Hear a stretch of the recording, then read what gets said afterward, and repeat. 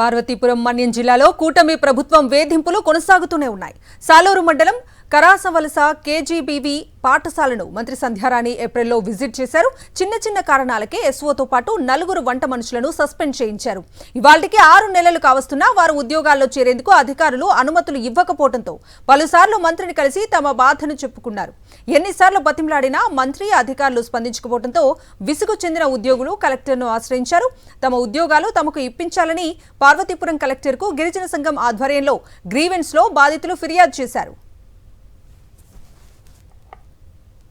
మమ్మల్ని మా యొక్క విధుల్ని రివోక్ చేయమని చెప్పేసి అడగడం జరిగింది. మేడం గారు ఏమన్నారంటే, మేము మీ ప్లేస్ లో కొత్త వాళ్ళు వేసాం కదా, మరి ఉద్యోగాలు తీసిన వాళ్ళు తిరిగి ఎలాగేస్తామని చెప్పేసి మేడం గారు ఈరోజు చెప్పడం జరిగింది. ఆ అధికారులను మినిస్టర్ మేడం ఆదేశాల మేరకు ఆ మాటలు గౌరవించేసి 6 నెలలు సస్పెండ్ లో ఉన్నాం.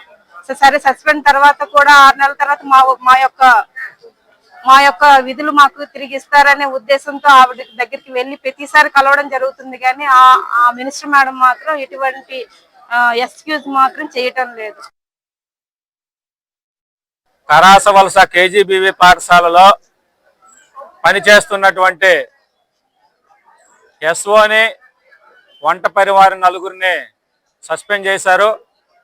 ప్రధానంగా చిన్న సమస్యని రాజకీయ కారణంతో గిరిజన మంత్రి గుమ్మడి సంధ్యారాణి గారు ఈ రకమైనటువంటి వేధింపులకు దిగారు. సస్పెన్షన్ చేసి 6 మాసాలైంది.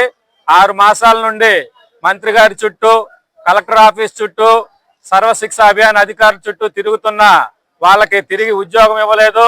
ఇది చాలా అన్యాయం.